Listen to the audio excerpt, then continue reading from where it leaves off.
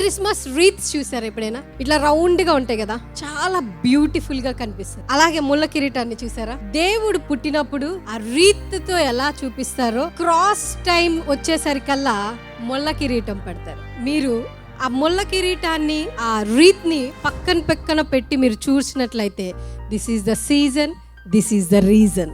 ఈ సీజన్ ఏంటంటే నువ్వు ఫ్రూట్ఫుల్గా అవ్వటానికి.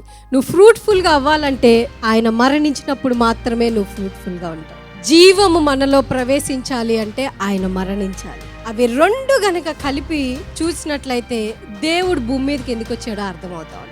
దేవుడు భూమి మీదకి వచ్చేటప్పుడు చాలా ఆనందంగా వచ్చాడు, కానీ ఆయన మరణించినప్పుడు మాత్రం ఎంత బాధ ఆయన అనుభవిస్తే చెమట రక్త బిందువుగా మారిద్ది.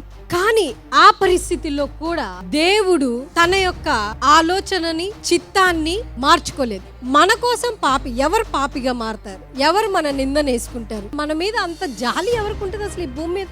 ఈవెన్ తల్లిదండ్రులకు కూడా ఉండదు బిడ్డల పక్షాన అంతా. కానీ ఆ పాపం అంతటిని కూడా ఆయన మీద వేసేసుకొని నీ కోసం నేను చనిపోయి నువ్వు కనిపించినప్పుడల్లా నా రూపాన్ని నీలో కనపడే విధంగా నువ్వు అవ్వాలి కాబట్టి నీ పాపం అంతటి నేను వేసుకొని నా నీతిని నీకు ఇచ్చేసాను అన్నాడు. ఆయన నీతి వస్త్రంతోటి సిలువలో మనల్ని కప్పేశాడు. That's called Christmas.